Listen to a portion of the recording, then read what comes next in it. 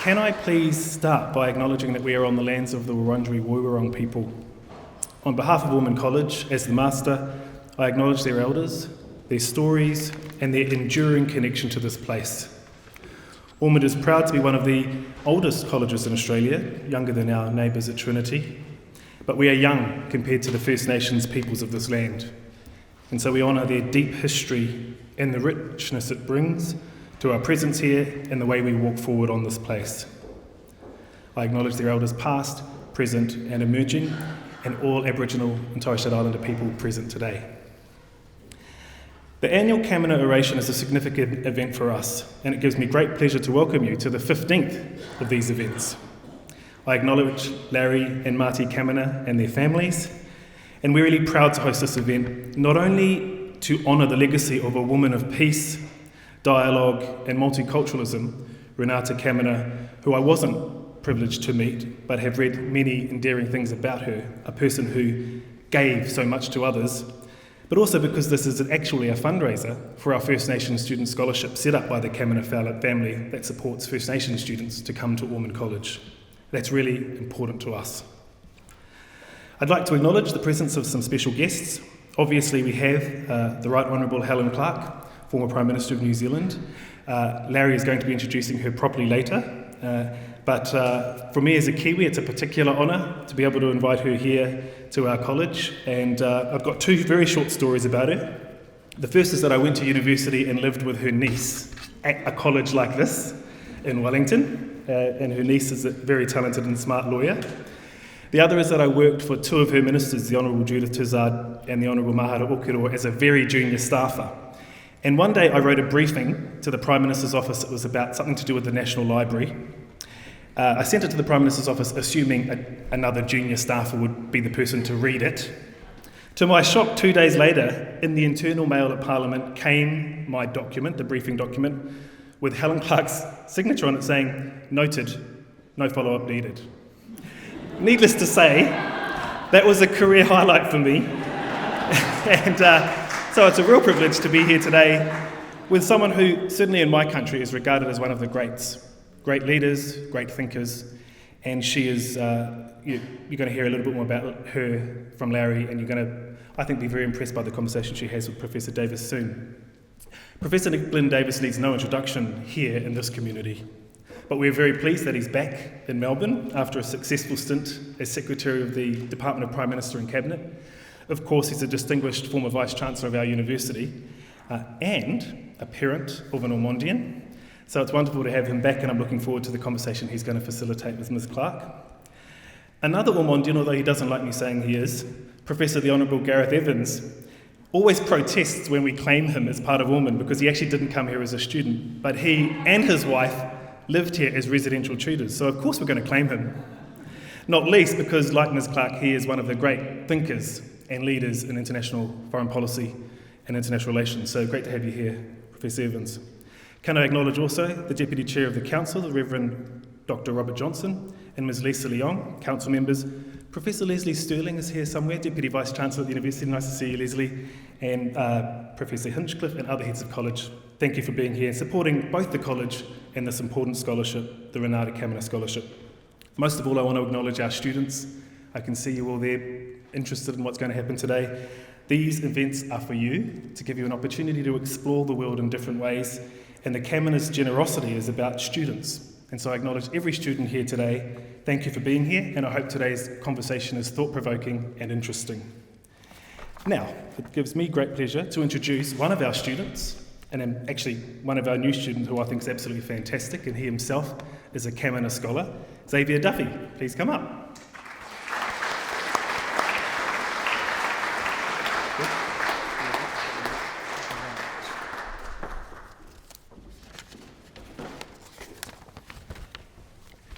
Good afternoon. My name is Xavier Duffy. I'm a Wiradjuri man with my family stretching up from the Murray in New South Wales all the way up to Gilgandra. While my mob is in New South Wales, I actually grew up in Launceston, Tasmania. I'm now first year student at Ormond College and a recipient of the Renata Kamina Scholarship. Because I was raised in Tasmania, I didn't have many opportunities to connect with my Wiradjuri roots while growing up. That's a big part of why I'm at Melbourne University, studying a Bachelor of Arts, majoring in Ancient World Studies and Indigenous Studies.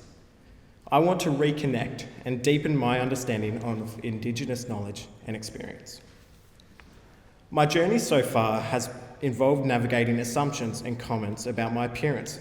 Many people see me as white or European. These experiences have made me reflect on how complex and personal identity really is, and how stereotypes don't always match someone's reality. Coming to Melbourne from Tasmania was a big challenge, especially financially. When I applied to Ormond and the university, I honestly wasn't sure I could afford to make it work. Receiving the Renata Kaminer Scholarship has truly been life-changing. So to the Kaminer family sitting here today, thank you. I know I'm not alone in leaving home and dealing with homesickness to pursue my education.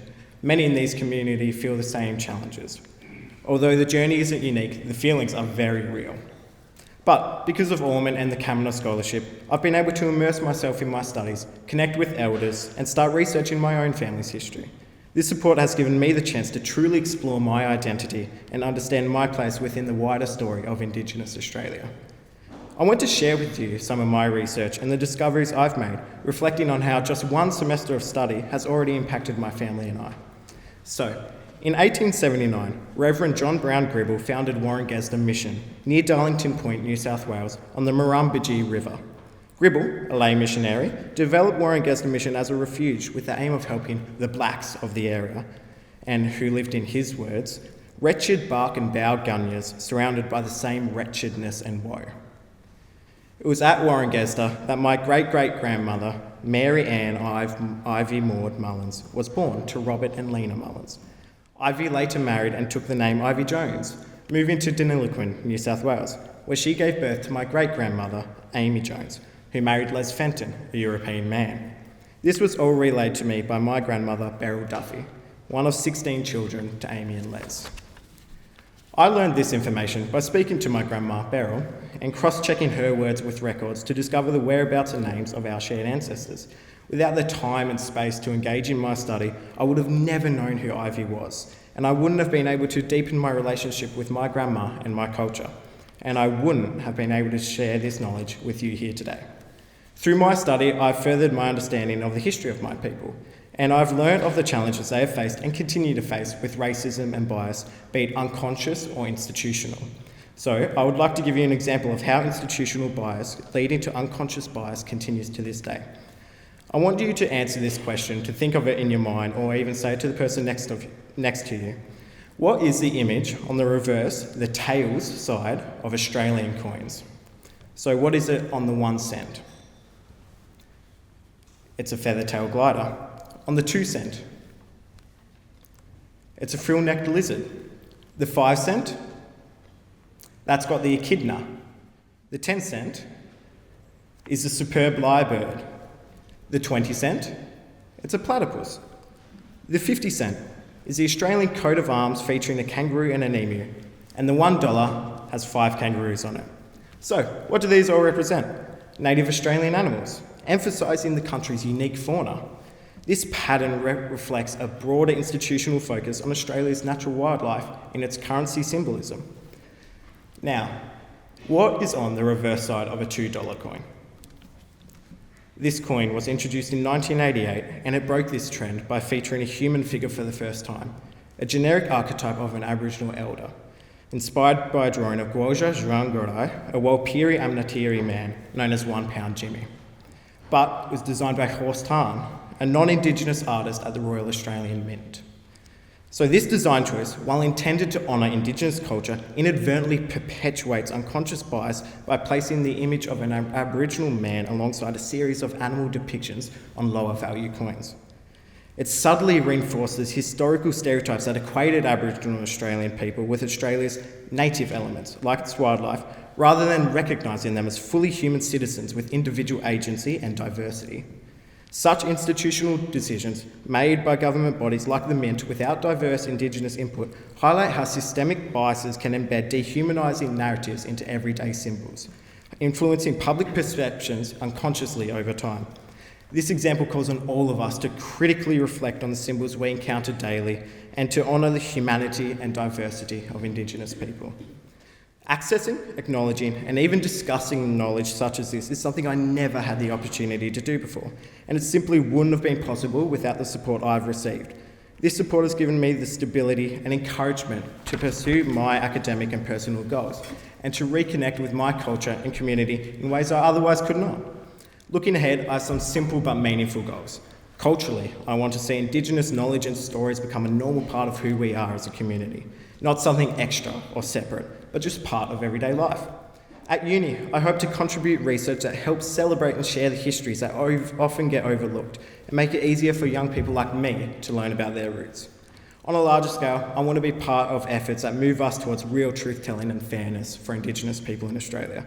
I know these are big challenges, and I also know I can't do it alone. Progress takes all of us: students, families, teachers, community members, and organisations that step up to make a difference. This includes everyone here today. For me, the Renata Kaminer Scholarship is a great example of what real support looks like. It's not just about money, it's about opening doors, encouraging dreams, and making it possible for people like me to play a part in building a stronger community. So thank you all for your support of Indigenous students in our education. Your commitment enriches our shared future with wisdom, compassion, and opportunity.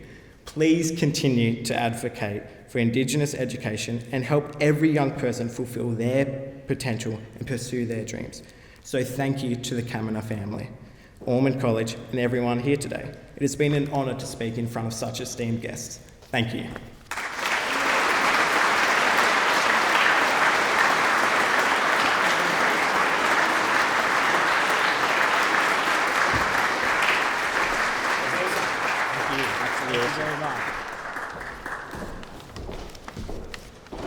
Wow. It goes without saying that our mum would have been incredibly proud to have heard that speech by Xavier, but also to see the incredible gathering here today. It's fabulous to be back in the dining hall. Some of you might have been with us 6 years ago, I think, when the last time in the dining hall, and the only other time we've felt the crowd was large enough to warrant the move to the hall, which was with Julia Gillard, another, very impressive female Prime Minister. So it's with great pride that, I'm introducing you today to two wonderful people, but most importantly, I might get the two of you to go and sit up there so you can see who I'm talking about. The Right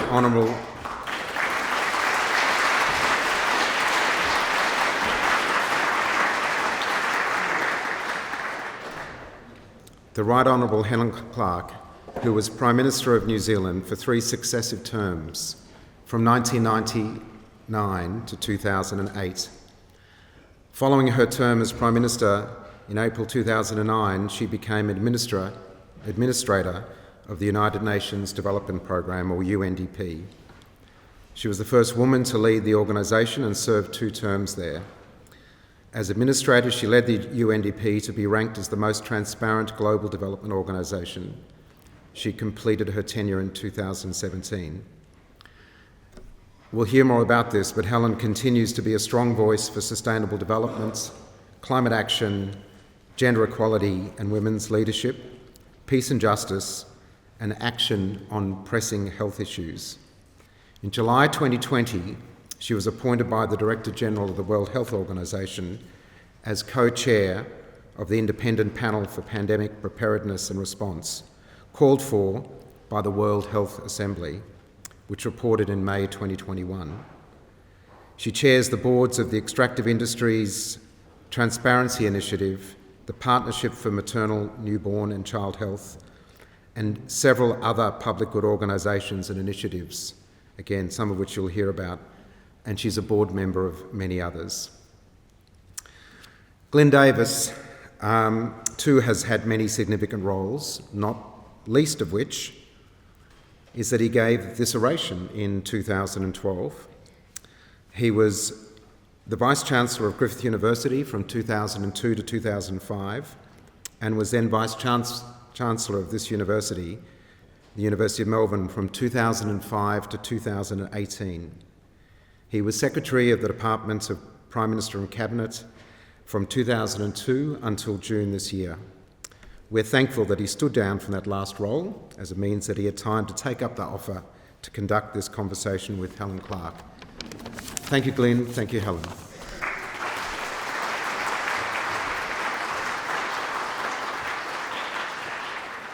Many thanks, Larry, and thank you for that wonderful introduction. It's just great to see the work that this scholarship makes possible and the people that it's able to support. That was inspiring, Xavier, so well done. Helen, yours has been a life rich in public service, and you've engaged with the big issues of our time, and I'm hoping over the next little while we'll explore some of that, and then we'll open up to the floor, because there'll be lots of questions in the audience that are worth asking. We rightly heard you described just a minute ago as one of the greats, and with a number of other greats, you've got together to encourage, with former world leaders, to encourage engagement with the issues of our time. Tell us about the Elders and this organisation that was founded by Nelson Mandela back in 2007, I think. Well, thank you, Glenn, and firstly, good afternoon, everyone, and thank you to the Kamina family and the Ormond College for inviting me. I read Renata Kamina's story and was very touched by it and by the family's desire to have her memory live on in the scholarship to students, and what a wonderful presentation today. Thank you so much. When I was asked to join the Elders a couple of years ago, my first response was, I'm too young. But truly, I joined an incredible group of people. Mary Robinson, the former President of Ireland, was the chair of it at the time. She's since handed on to Juan Manuel Santos of Colombia, who's a Nobel Prize winner for the role he played in bringing the half-century Colombian civil war to an end. But the Elders were started in 2007 under the patronage of Nelson Mandela. And as the story goes, Mandela was asked if he would lead the Elders, and he said, I'm too old, but you can have my wife and the Archbishop. So Archbishop Tutu has served a good term on it, including as chair, and Nelson Mandela's widow, Graça Machel, is still a member. But the idea was to have a senior group which would use soft power through the power of their voice and articulating from a set of principles and values committed to international law, human rights, democracy, good governance, climate justice, many other things, to work for good in the world. And that's what it does. It has a strategic plan where it identifies the areas it will work on, because there's so many great causes out there that you cannot, in one organisation, follow all of them, which is probably a reason why I'm a member of a number of organisations, because I tend to follow quite a lot. But the Elders has been, particularly interesting for the focus that it has. Does that mean if Donald Trump gets the Nobel Peace Prize, he'll be able to sign on?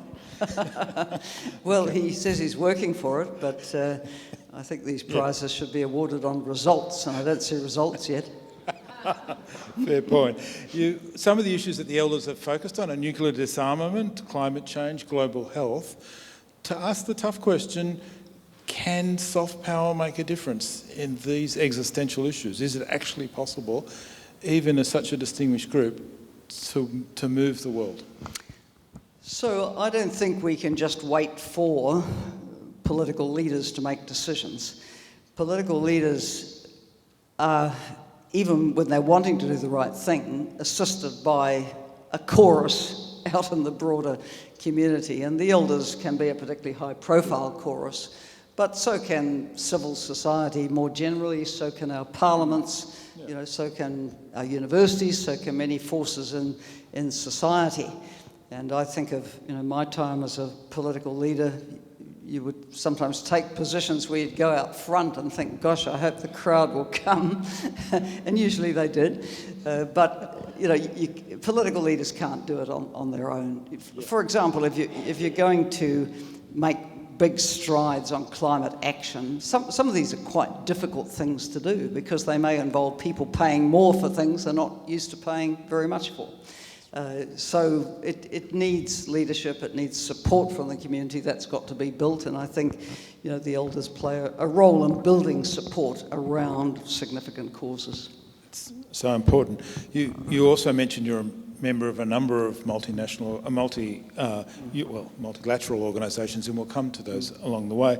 But let's turn to some of the efforts about international cooperation and peace in particular. And you had a very distinguished role leading the UNDP, the United Nations Development Programme.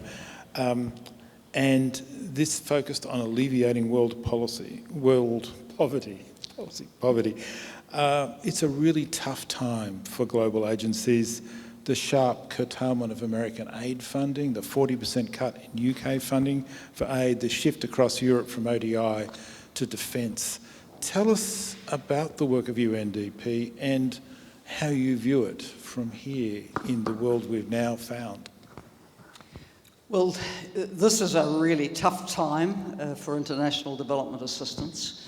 The USA cuts have been in the headlines, obviously, and really quite devastating. I saw a figure that suggested that the impact of the cuts of the US to humanitarian aid could result in another 12 million deaths by 2030, which is not so far away. That's the scale of it.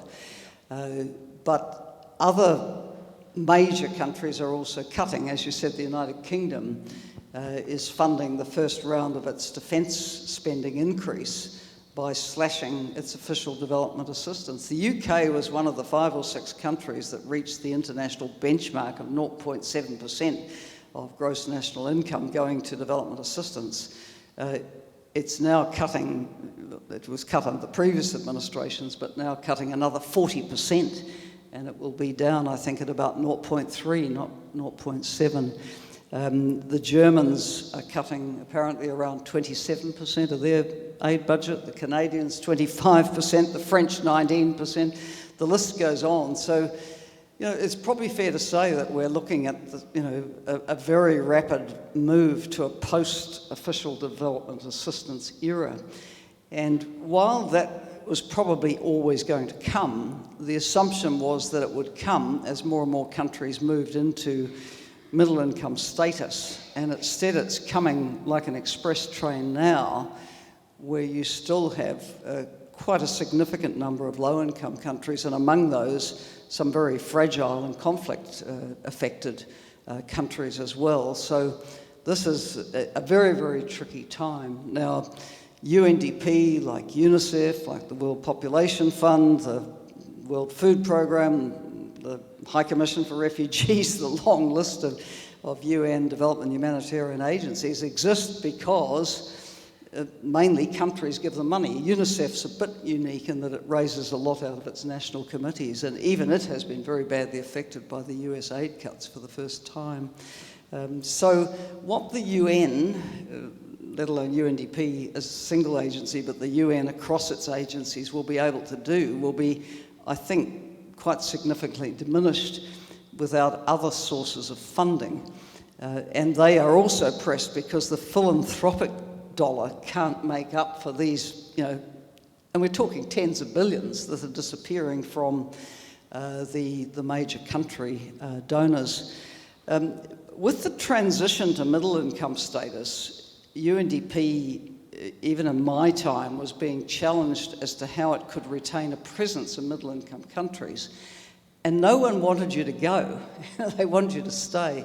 And so the conversations we began having with countries was, look, you want us to stay, and we're very happy to stay and keep contributing according to national priorities, but we will need help to stay. And that led over time to those countries paying more for the presence. So that's a possible model for a development agency, but of course it doesn't help World Food Programme, doesn't help the High Commission for Refugees, it doesn't help the purely humanitarian agencies who are in where there's no money and no hope without international assistance. That's so right. We'll come to the question of the United Nations in a minute, but of course the one agency that many of us have been thinking about with the pictures from Gaza every day is the UN Relief and Works Agency, which was excluded from Gaza. We've seen some of the consequences. What is it about this moment that sees UN agencies pushed out of so many conflicts and the legitimacy denied of those agencies? Yes, well, this is quite a special case. The UN Relief and Works Agency for Palestinian Refugees in the Near East, which is the full name, was set up after 1947, and it has played a very special role in supporting Palestinian refugees, not only in Gaza and on the West Bank, but also in Syria and Jordan and Lebanon as well. And it's been responsible for providing schools, the health services, basic social security even. And then in this time of, obviously very deadly conflict, which has gone for not far short of 2 years now, just a critical role. So when it and the other UN agencies are stopped from delivering, the situation gets very, very bleak. And as we know, for 2.5 months, there's been a blockade on aid going in, and we see the tragic, devastating images every day on our television. But yes, it is very unusual for the UN agencies to be blocked from working in a territory in deep conflict. Which takes us to the United Nations itself under contest, as America in particular withdraws from its global commitments. Is multilateralism still an ideal worth pursuing? Is it possible? Or is the UN from an earlier era and it isn't going to make it? So my view is that most countries actually want the multilateral system to work. They may have different views about what it should do and how it should do it, but they want a system. And in general, I'm of the view that if the United States signs out for a while, which is done before, the rest of the world should just get on, right? As has happened in the past. I mean, the US left the World Health Organization once before, it's left UNESCO, it's left the Human Rights Council, it's obviously current posture on trade and tariffs is quite extraordinary. But take that as an example, and WTO is an agency in the UN system. I mean, the US, I understand, amounts to about 13% of world trade. Well, that leaves 87% for the rest to get on with it, doesn't it? So we should not, I think, be just completely distracted and blindsided by what the US is doing. And I should say in brackets, I went to a regional meeting of the World Health Summit in Delhi in April. And it was really refreshing to be in Delhi when no one was talking about Trump and the US. Because they're on a journey themselves, they're a very fast emerging developing country, they've got their issues, but there's a lot of confidence, and really what the US does wasn't much of the conversation. So I think perhaps because of the dominance of the US and the international media, particularly Western media, we're all fixated with it, and there are things happening which I find very disturbing. But the rest of us have to keep at it. Whether it's the climate talks or the pandemic talks or should there be a charter review of the United Nations? What about the Security Council? We have to get on with it. Yeah. And I do have the belief that one day the US will be back. It might be after the next presidential election. It might be the one after that. Who knows? They'll be back because they can't really afford to stay out for too long. But if we all just say, oh, it's all too difficult because the US doesn't want to cooperate right now, well, we'll all tread water, and then the institutions become more irrelevant. So you have to work at regenerating them on an ongoing basis. Fantastic. Let's just focus for a second on something you just touched on, which is a sort of campaign to reform the UN Charter and the role of the Security Council. There was a UN Summit of the Future in New York in September last year to explore this. What's at stake and how's this being argued? Well, this is the 80th anniversary year of the UN. The UN Charter was agreed in June 1945. And there are issues that just weren't on the agenda in 1945. For example, environment and planetary health, mentioned nowhere. And really the UN didn't focus on these issues until the landmark Stockholm Conference on Environment and Development in 1972. Now, there is a view of those who are campaigning, and there is a UN Charter Reform Coalition, that one of the things that needs to be done is to bring environment and planetary health in as a purpose for the UN, and to in effect add a fourth council. So at the moment the UN has the Security Council, which we can talk more about, the Economic and Social Council, and the Human Rights Council. They propose adding an Environment Council, so which is quite an interesting idea. Now, you know, the UN Charter, agreed in June 1945, was agreed even before the bombing of Hiroshima and Nagasaki. Yeah. So it was written before the nuclear age. And one wonders what would have happened if it had been negotiated a year later. What would it have had to say?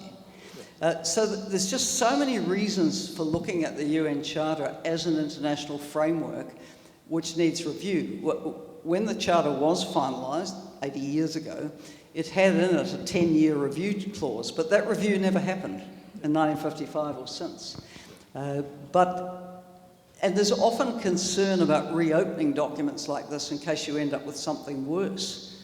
But then what is worse? To let it sort of fall further and further behind the contemporary challenges, or to have a go at reforming it. And certainly the elders have had a briefing from the Charter Reform Coalition, and I think it's quite likely that we will add this to our list of objectives. And then the Security Council reforms, which are very important, can come in, I think, under the umbrella of that discussion as well, although there is a separate track on that, and that is that the Pact for the Future, agreed last year at the General Assembly, does mandate two co-chairs of a process to come back with a consolidated proposal for Security Council reform, and we're awaiting that proposal. They really need to sort of dump it on the member states and force them to discuss it, because if you start to negotiate what the proposal to be negotiated will look like, you'll never get anything on the table. It's interesting, isn't it, to watch the rise of the BRICS and other fora outside the UN, outside the G7, even the G20, starting to show some pressure and talking about conversations that are outside the realm that's been the 1945 settlement, and what that might mean for them. So we now have BRICS Plus, right? We had Brazil, Russia, India, China, South Africa, but the door's been opened and others are joining. You know, Australia's near neighbour, Indonesia, Ethiopia, UAE, Argentina was invited and turned it down, but they now have, I think, at least 10 members, maybe 11th underway. And it's probably fair to say the BRICS was set up unified around one thing, and that was they didn't think, the US being an unchallenged superpower in a unipolar world was the right thing. They dedicate themselves to multipolarity. But they are beginning to develop institutions. They have a development bank now, a BRICS bank, headquartered in China and chaired by the former Brazilian President Dilma Rousseff. They actually have a mechanism that's a little bit like the IMF as an emergency lending facility.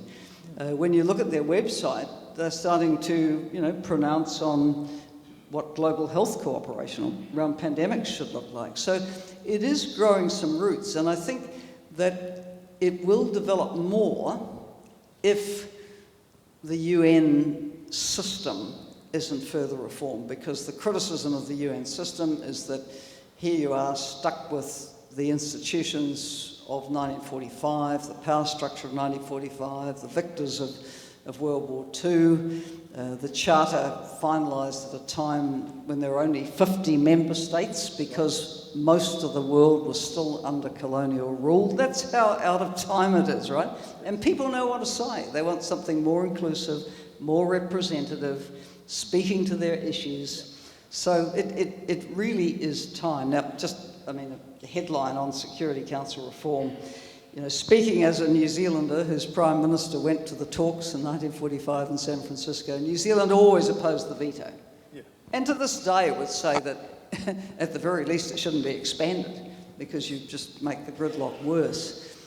So that there is a bit of support out there for a system where you would add semi-permanent, long-term elected regional representatives. That may get some traction. There's also initiatives like the French one, which says that in the case of mass atrocities, the veto should not be used to try to get those veto-wielding powers not to use it. There's another provision of the Charter which says that a Security Council member should not be voting on a matter where they're a party to the dispute. Well, that's more observed in the breach, as it were.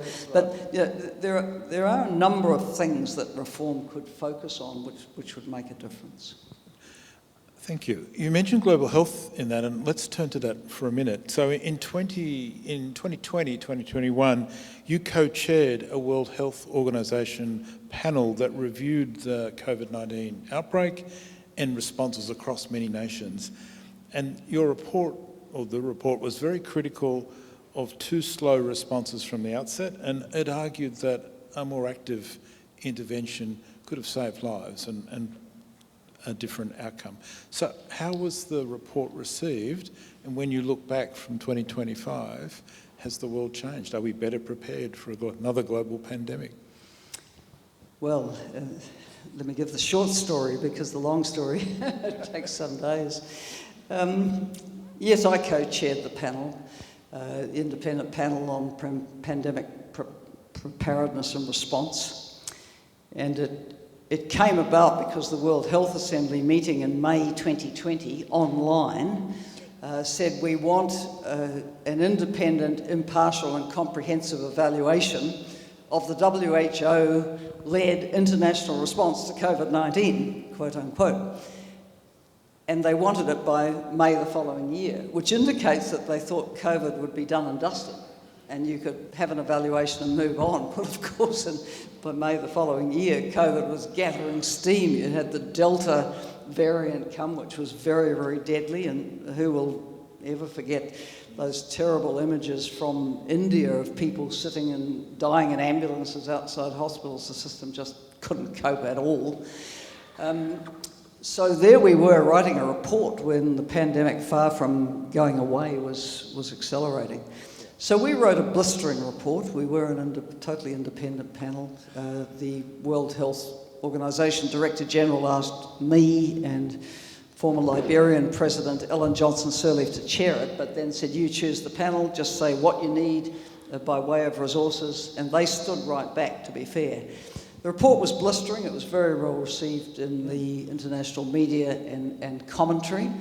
And as a panel, we have kept together since, found funding from good-hearted foundations to keep our work going.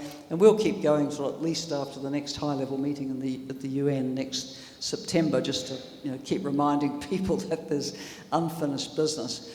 But the reform program we set out has had some traction. You never get, in the end, 100% of what you recommend.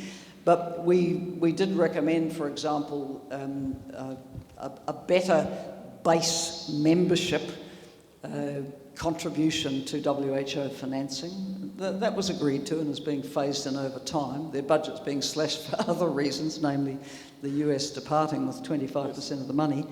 That's another matter.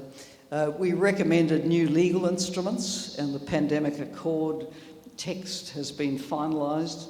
Can't go up to ratification until quite a difficult annex to it has been negotiated, which won't be till at least May next year.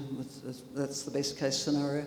There's new international health regulations which help with some of the issues we identified around the way in which countries need to respond to the emergence of pandemic threats. There is a new pandemic fund which we recommended. It's underfunded, but for what it's got, it's doing good work. there's two areas that are outstanding from what we recommended. One of them is on the issue of an equitable response to a pandemic. Yeah. And we said you can't respond through charity if people feel like they give or not. You need to create an ecosystem which has equity built into it. Yeah. And that means supporting research and development across the world's regions, then linked to manufacturing capacity and allocation and distribution capacity, backed by a readiness to have large amounts of response funding. That system has yet to develop. And the other thing we recommended was that there really needed to be senior leadership minds focused on this issue all the time. We recommended a global health security council, in effect. That didn't get traction, but one way or another, there will be more leadership, I think, with the pandemic accord and a conference of parties and so on. So it has been like water torture, but there is a reformed system emerging in a range of ways. So, it's satisfying to see that. Which is encouraging. Of course, President Trump, we keep coming back to, took America out of the WHO. Was it his first executive order on his first day in office? Very early. On your optimism that America will one day rejoin, and presumably that will be important for this. But you're also involved in a whole range of other global health initiatives. It's a remarkable portfolio, as Gareth Evans was reminding me before we started. Child and maternal health, the Global Commission on Drug Policy, the Lancet Countdown on Health and Climate Change, just amongst others. How do these come together to make a difference in the world for global health? Well, if you take the Partnership for Maternal, Newborn and Child Health, which I've been chairing since 2019, headquartered in WHO, it has around 1,400 affiliates, which include governments, and then just about every sector of global health you can imagine, from the researchers and clinicians to the civil society, the multilateral organisations, the financing facilities, and so on. And without that organised voice, you find the issues of women, children and adolescents don't get raised so much. I have a colleague there who I've delegated a role of representing me in the health working group for the G20 this year at South Africa's invitation. He tells me that without his hand going up, the health working group would never discuss women and children's health. And, we still have, we're on the last mile, but there's still significant preventable maternal death occurring. Yeah. There's still significant preventable child health occurring. We can't give up on these issues. If we give up on them, we're saying the last mile doesn't matter. And it does matter. It does matter that every woman has a right to come through her pregnancy and live after she's given birth. You can, as we know, in Australia and New Zealand, reduce maternal mortality to the tiniest figures, but you need systems to support that. We know we can, really raise infant survival to a high level. We know we can get stillbirths down. But it needs investment. It needs a trained workforce. It needs a lot of backing. So alongside global health, the other thing that President Trump did, of course, was withdraw from UNESCO and withdraw from the Paris Agreement, which is really important for climate futures. And again, this has been an area close to your heart. You've paid very close attention to it. Can we frame a new way in the world of dealing with climate change when we now have a series of major powers that don't want to buy in? So I just tweeted today an article in The Conversation, to which a lot of Australian academics contribute, and it gave some grounds for hope. I mean, sadly, 1.5 is an aspiration which will not be met, right? Already last year, the global temperature warning went above the 1.5 level. It would be a miracle to keep global warming under 2 now, on the track we're on. The best guess in this particular article was that with a huge push, maybe you'd see global warming peak at 2.7 degrees by the end of the century. That will be chaotic, by the way, but I suppose not as chaotic as 3.5 or 4. And every, sort of sub-percentage point of of a degree that you can keep it down is, it's fewer deaths, less intense disasters and so on. But it's not easy. Now, the US opting out, of course, is not desirable from a global perspective. On the other hand, a lot of US states won't opt out. And California is a state which, is still within the top 10 economies in the world. So if California acts, this is of significance. If New York acts, and there are many such states in the US which will act. The key thing, I think, is to keep the level of ambition up in the other industrialised and emerging economies, which historically have contributed so much and continue to contribute a lot to greenhouse gas emissions. And then, for countries like New Zealand, they shouldn't be let off the hook. I mean, the most common thing you hear from people who don't want to do much in New Zealand is, we don't contribute much to global greenhouse gas warming. But, I mean, what makes New Zealand feel good about being the 5th biggest greenhouse gas emitter in the OECD? And this is ridiculous. It comes off our agriculture. And our agriculture has intensified. We have a lot of methane. Half our greenhouse gas emission profile is off agriculture. That's between methane and nitrous oxide runoff. And we can address these issues. It's not easy to address, but they have to be addressed. And it means we need to redouble efforts on renewable energy and the other components of the footprint that we have. So, we're all in it together and everyone has to play their part. Coal has to go. Coal has to go. We have to, support those who are working against deforestation and for reforestation. We have to work for, in essence, an end to the fossil fuel dependence of our energy and transport and industry.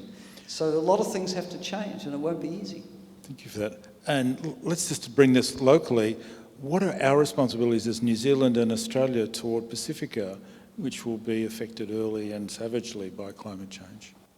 Well, Pacific is very much at risk, particularly the low-lying atoll countries where sea level rise means you don't live there anymore. You take Tuvalu or the low-lying atolls of Kiribati, it's a very, very difficult situation.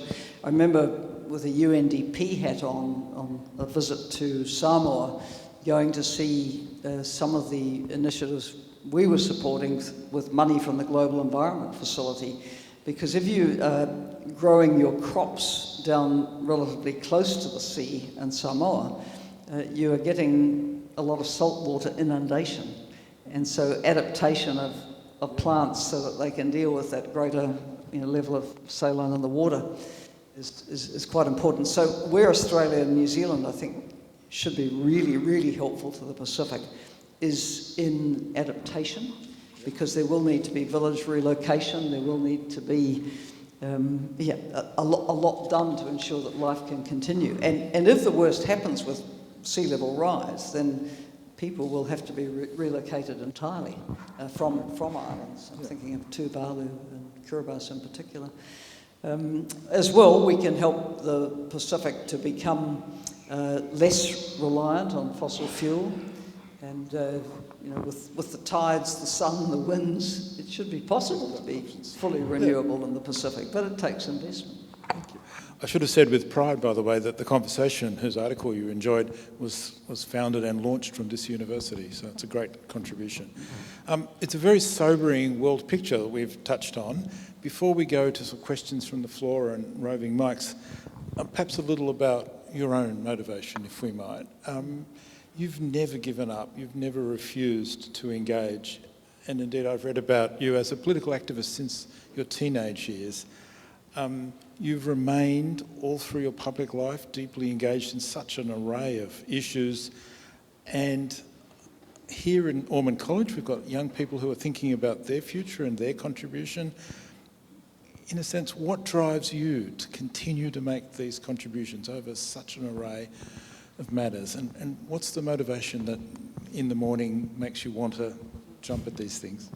I think it's a lifetime choice. I have been an activist since I was a teenager, and as a baby boomer, I entered university in Auckland in 1968 when the protests against the Vietnam War and New Zealand participation in it was starting to hit their stride. And then, simultaneously, the anti-apartheid movement was growing. It was very big in New Zealand. The movement against French nuclear testing in the Pacific, and then the campaign for a nuclear-free Pacific. So these were the issues I cut my teeth on. And, always motivated by a desire to, address something that in principle was wrong and you could make a difference on. And that's the philosophy I took into political life and then to the UN and post-UN. So, you'll never take the activism out of me. That's the way I've been since teenage years. And given that we've talked about war and poverty and pandemic, in a sense, how do you maintain your optimism? Because optimism is an essential part of being able to continue to drive, isn't it?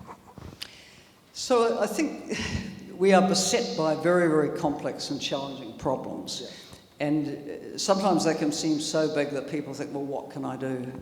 It's hopeless, And those who have the choice might go to the beach house or the golf club or whatever and do other things. But you can break all complex challenges and problems down into things that practically can be done. And I think that's what one can look for. That's an issue I'm passionate about. How could I contribute? Where is there a group working on that I could join forces with? Set some goals around that. But don't be daunted by the size of the problems, which are huge and existential.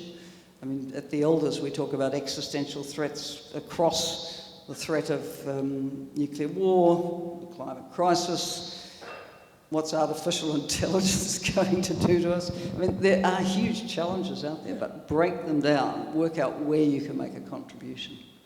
Thank you. And when you reflect on your career, if you're thinking about the young people in this room, the students here at Ormond and beyond, who share your concerns, your global concerns, what's the best way into this conversation? How do they think about, or more accurately, the knowledge that you've acquired over a lifetime of engagement? If you were to share it, how would you encourage them? Well, firstly, I think, probably most of us in this room have been privileged to have a university education or are having one at the moment. And, in our societies, we see it as an ideal that everyone should be able to pursue their hopes and dreams as far as they can through education. And those of us who've been able to go all the way, I think we need to reflect on the fact that it's not just about us, that we are members of society. We've been educated usually with a huge amount of public support and investment in us. Yeah. And so we have a duty and responsibility to give back. It's not just about us and what we can do for ourselves. It's what can we give back through whatever we do. I've found it inspiring to see people giving back through every walk of life. Not only, but also obviously including public service. But I run into incredible people in the business community who are so passionate about their business making a contribution as a citizen in the society. So whatever you go into, you will find a way to take your values and give what you do purpose. And I think the key thing in life is to have a purpose. To have purpose and then follow that purpose and conviction. Wonderful. And it should be bigger than you. Wonderfully said. Helen Clark, there'll be lots of questions in the room and we're about to turn to those, and we've got some roving mics about to come around. And that'll widen the conversation. But first, let me say thank you. It's been wonderful to spend time with you before this and then this afternoon and getting to know you a little and just revelling in all of the things that you've achieved and that you remain so deeply committed to. So, Helen, thank you.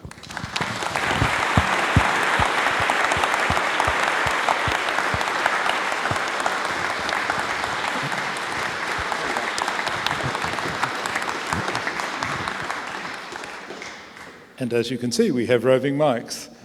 So, I can see a question from John here, so we might, except the mics have disappeared. Could we, share a mic? Thank you very much. And maybe identify yourself just for the audience. Thank you. Thank you very much. One of the things that a lot of people say is you can't change the UN, but there are numbers of potential significant changes which are being talked about at present. One is the enlargement of the Security Council and some changes in the way it's organised.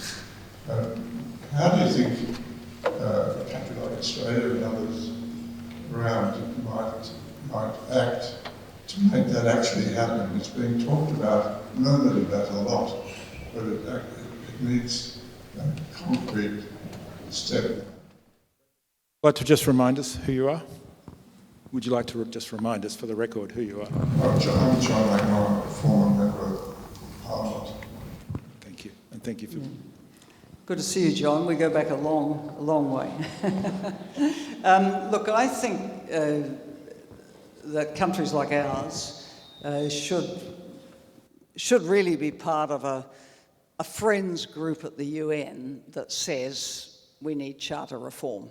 And usually things get moving at the UN by a cross-regional group of countries coming together to push an issue.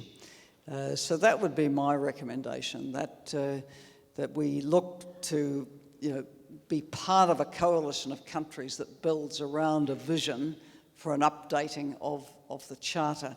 And while, as I say, it will be difficult and it'll require a lot of negotiation, I think there are areas like bringing environment into the purpose that are so obvious because it was missing. And then there's obsolete parts of the Charter that need to go. For example, it still refers to enemy states.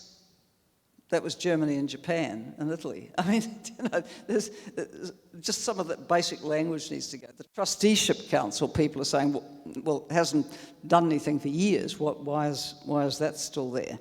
There's some very interesting ideas being advanced through this UN Charter Reform Initiative, and I think a group of member states need to, not without necessarily getting in behind anything in particular, but come together to see, firstly, if there can be an agreement for a Charter Review Conference, and then for all the negotiations that lead up to that.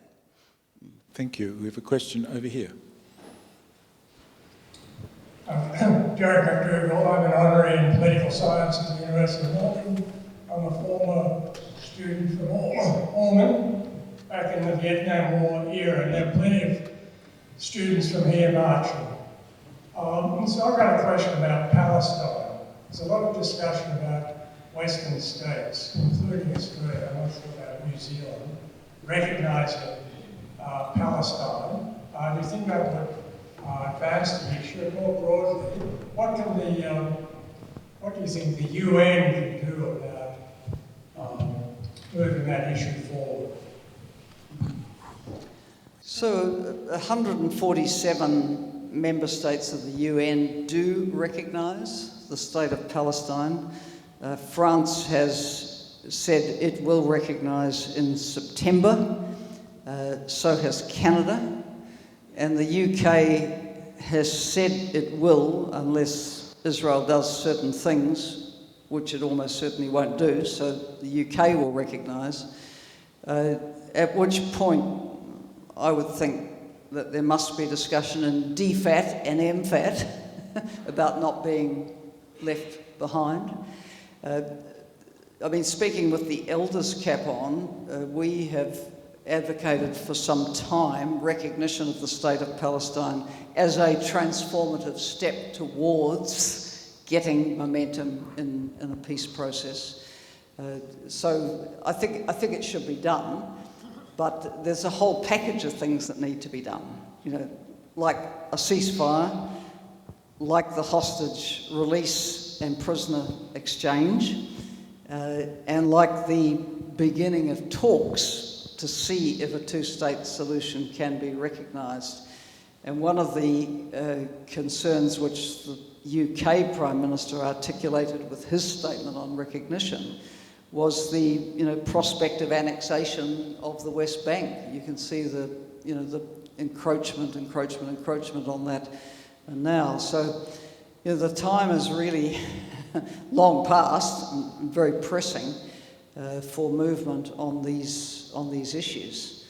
And I think the more that those who've traditionally been regarded as closer to the US position move, the more one hopes that may help move the US position, which in the end is going to be what moves everything along.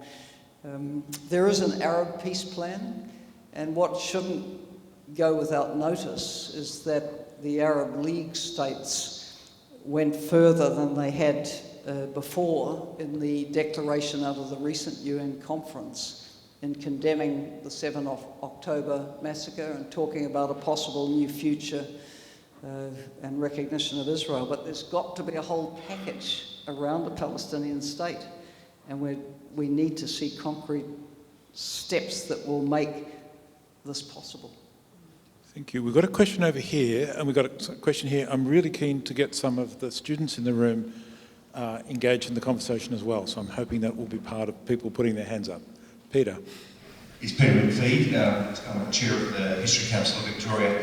Given that the focus of today is supporting an Indigenous scholarship, I wanted to ask you to reflect on what some people would see as something of a backlash against recognition of rights of First Peoples in this part of the world. I mean, obviously thinking of the failure of the voice referendum here, but even in your own country, which is often held up as being a real trailblazer in terms of recognition of First Peoples, the current government seems to have taken a number of backward steps. I read today that there was even a motion before Parliament to prohibit the use of the word Aotearoa in future in official documents. So I just wonder what your perception is of sort of the state of play in this part of the world in terms of recognition of First Peoples. Yes, New Zealand's in a rather bad way on this at the moment, I have to say. There's been a number of issues where Māoridom feels under attack.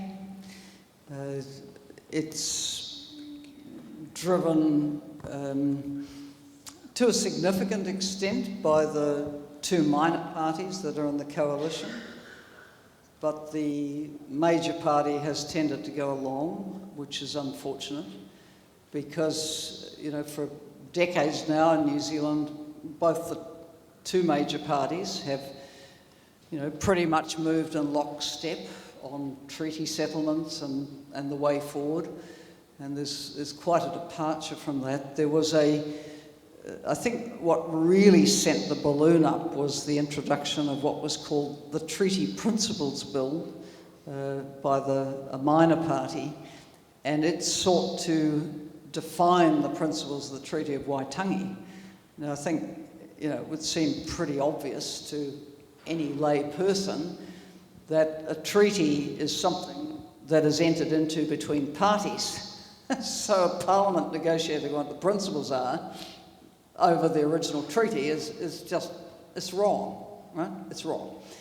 Now, of course, the major party and the other minor party in the coalition said, well, okay, our agreement is to give it a first reading and then it won't progress when it comes back to Parliament. But, it created enormous division, and we don't need that. We've got our challenges as a society too. We need, and we're being distracted by these kinds of attacks.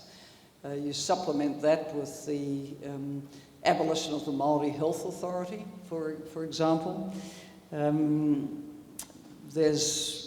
previous government had made it easier for the local authorities to have Māori wards to make sure that there are Māori voices on local councils, because the straight electoral system does not see many Māori elected. And as you know, New Zealand has, since the 1860s, had Māori seats in its parliament, so this is not a new concept.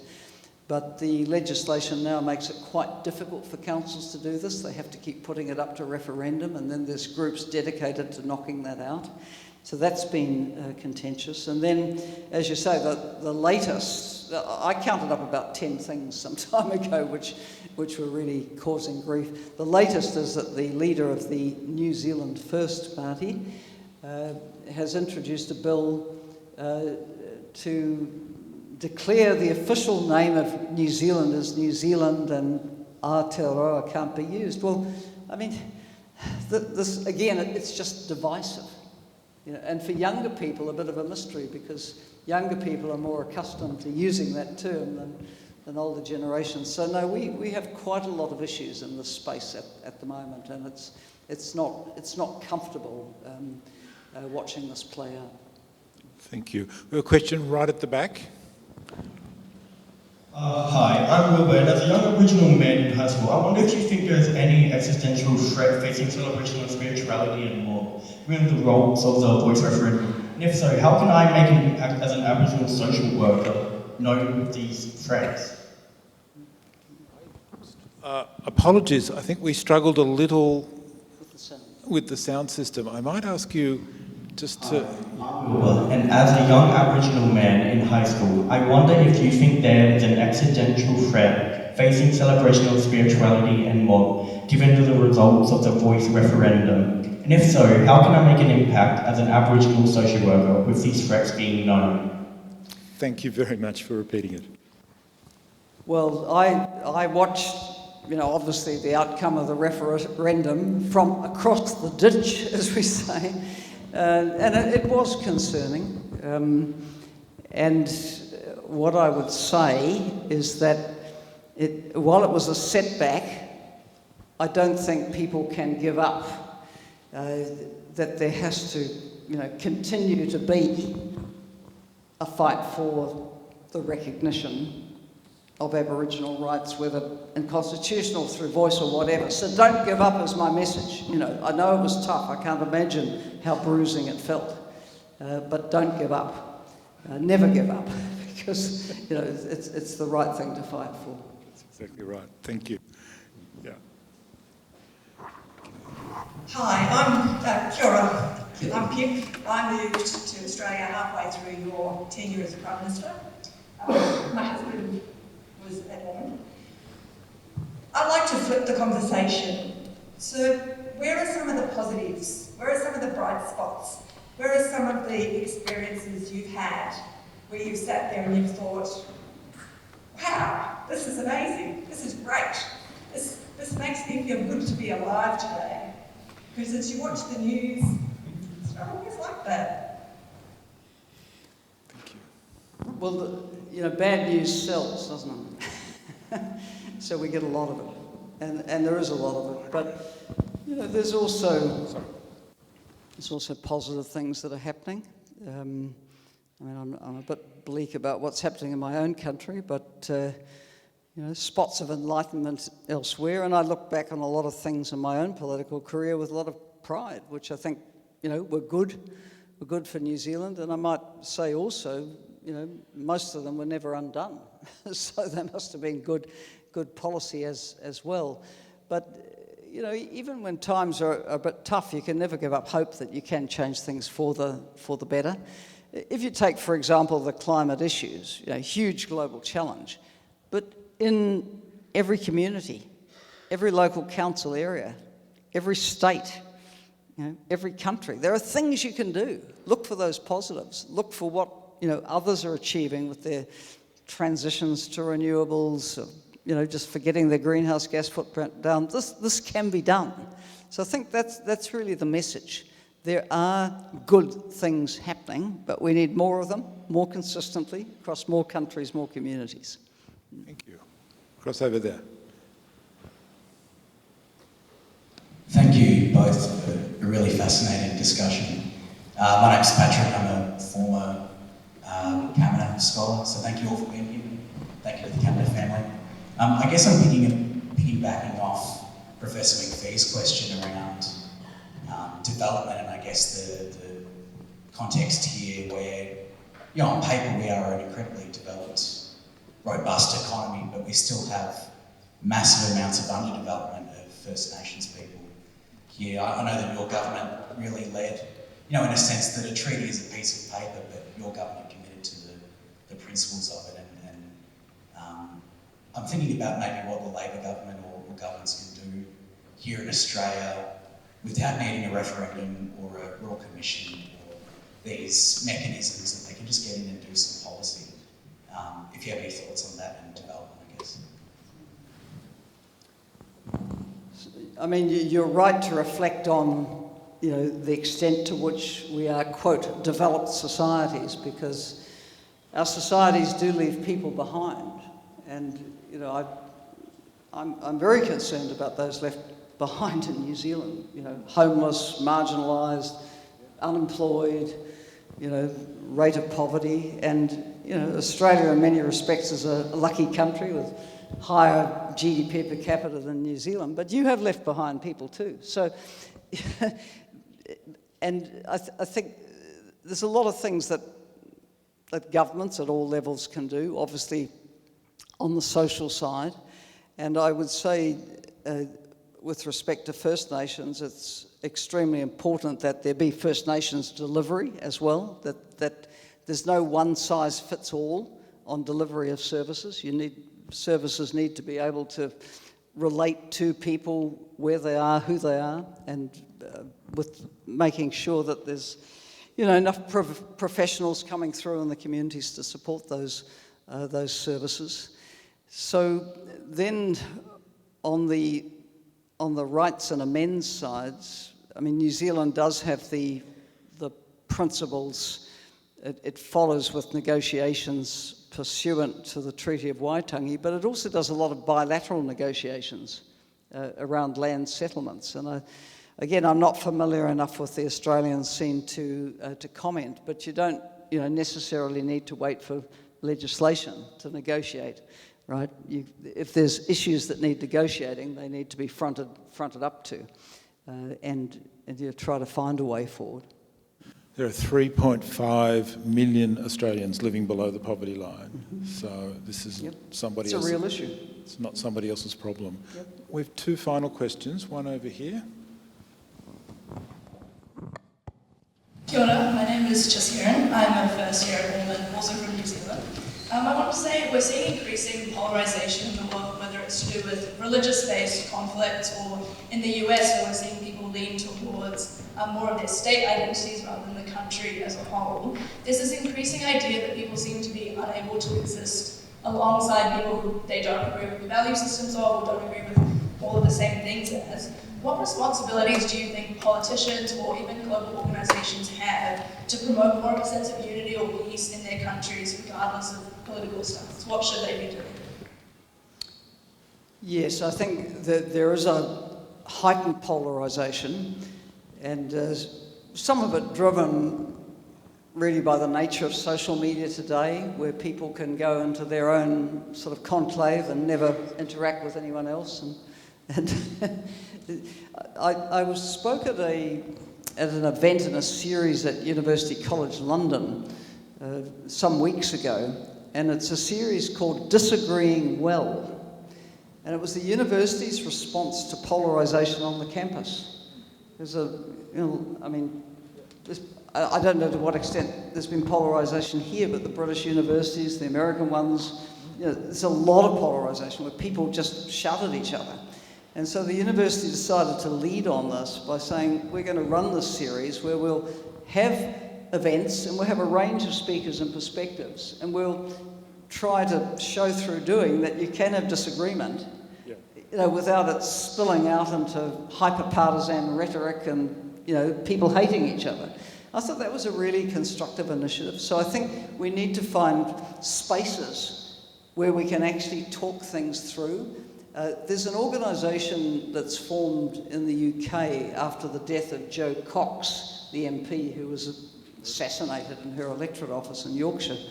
Horrific. And it's called More in Common. And the whole focus of this organisation is to bring people who are seemingly a very diverse perspective together to identify what we have in common. and then to try to get people to see each other as human beings with a point of view, and maybe just get more dialogue to see to what extent you can bring the temperature down. Because if you let the temperature keep rising, that's when you can get real violence, outright conflict, social cohesion flying apart. So I think there's a range of practical ways that we can work to reduce those kinds of pressures. Thank you. The UCL conversation sounds fabulous. And just last week, Deputy Vice-Chancellor Leslie Sterling was telling me about a similar process proposed here at Melbourne for the same reason, to address this, and the idea of disagreeing agreeably is just hugely important on a campus. And the provost of UCL is the former Vice-Chancellor at Sydney University. That's exactly right, yeah. So Australians brought the idea, so maybe bring it back full circle. Thank you. We have a question right at the back. Thanks. Yes, I would be grateful as a former master. Yes. And sorry, you are? I'm Larry Stillman, I'm sorry. Thank you. That's all right. I was Norman a million years ago. But I'd be grateful if you could talk a little bit about the long-term effects of Trump and Trumpism on international affairs. I was late, so I don't know if you've spoken about that, and the fall and decline of the United States. I did speak about this to some extent, but just to recap, I mean, I think the US is in a particular place at the moment where it's missing in action in a number of international arenas, and some of what it's doing is quite destructive, for example, on tariffs. I tweeted the other day about Lesotho, which gets a lot of its export earnings off textiles, and Lesotho had a 50% tariff put on it. No one can work out why. And it's finally dropped to 15, but meanwhile the factories have gone out of business. And you've got people who've worked for decades in these textile factories, got absolutely nothing, trying to sell on the street to people who've also got nothing because they lost their jobs. So, I mean, this is very, very destructive. What's happened with the cuts to US aid funding is horrific. But we can't be paralysed by this. We have to get on. We have to get on with making international agreements work, getting on with the climate agenda, getting on with the pandemic reform agenda, getting on with supporting low-income countries to have the means to grow their economies sustainably and raise more taxes and be able to start filling the space that is left by the departure of official development assistance, etc. So we can't give up, and at some point the US will be back, but we can't wait for that. We have to move on. Exactly. There are lots and lots of hands up, and I do apologise. Hopefully after afternoon tea people might have a quick chance to grab our wonderful speaker, but there is a last question from across there. Hi, my name is Jordan Corey. I'm a proud Kamilaroi woman from the Walgett region, but grew up in Brisbane on Yarra and Tableland. I did not go to Ormond, but I went to a college quite similar in UQ and benefited from scholarships. So I would also just like to encourage people to think about donating today. My question relates to social media, perhaps going back to Jessica's question, but how it's profoundly reshaped our society. On one hand, democratising sort of the public forum, but also, as we've sort of mentioned, polarisation. My first question relates to, is it possible to disagree better online, or do we have to meet in person? And secondly, given the immense concentrated power of tech companies that at times seems to rival nation states, how do nation states approach these oligarchy of tech companies? Thank you. I think there can be a disagreeing well online as well as in person. Sometimes, I tend to block people who are, just completely off the planet. But sometimes someone will, come back at you with a perspective that's different. And when you say, well, hang on, have you thought about this? Sometimes you can actually reach a lot more agreement than you would have thought from the initial outburst. So I am a great believer in dialogue and trying to talk things through. The bigger question, I suppose, is the one you raise about the power of the tech companies. And I sometimes reflect on the fact that in New Zealand, and I suspect pretty much the same in Australia, we've long had statutory regulation of broadcasting standards. So if you have a complaint about the way you've been covered in mainstream television or radio, there's a formal mechanism for that. The print media, it was never statutory, but the media bodies got together and had their own media council, and you could take complaints, and to be honest, it did a reasonable job of ensuring fair coverage. But then came social media, which was completely unregulated space, gangland, where anything went. And that is disturbing. And there are things that could be done. My foundation in New Zealand put out a report after the Christchurch massacres of, was it 2019, where the white xenophobe murdered peaceful Muslims at prayer in Christchurch, and he was able to broadcast his intentions on Facebook and live stream the video on Usestream, and it got millions of views. And seemingly, no one acted quickly enough to stop it. So we came up with various suggestions about how you might have bespoke regulation, which would put an onus on the social media companies to act in an ethical way. We often look to the European Union for regulation in this area because they've got the policy grunt and gravitas to deal with it. Ideally, there would be more global governance around artificial intelligence, and there is global discussion.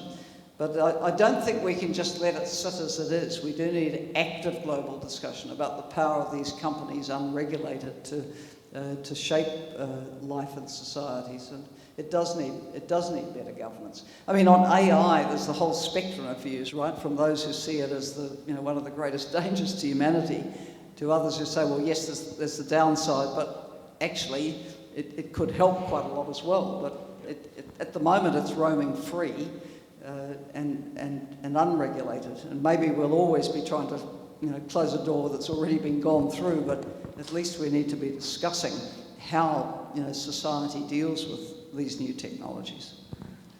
I suspect this is exactly the conversation Renata would have so much enjoyed, so it's a delight to turn to her son Marty to close proceedings. Thanks, Glenn. That's exactly how I was going to start my my thank you to you both, because it's been a wonderful discussion. Mum would have loved to have been here. Helen, we can't thank you enough, and Glenn as well. More in Common is really, the organisation sounds exactly as Mum lived her life, thinking that people who had oppositions actually had more in common, and her way of dealing with it was bringing people together in conversation, and it is our belief that that's the best way to do it, and that we do have more in common. We will solve things together. Thank you, Xavier. That was an extraordinary talk speech before. Again, everything you said and everything you represented is what we hope for in the scholarship. And all the scholarship recipients along the way have really inspired Larry and I as we've met them and spent time with them. And again, it's just amazing to see the aspiration that we have fulfilled and keeping on getting fulfilled.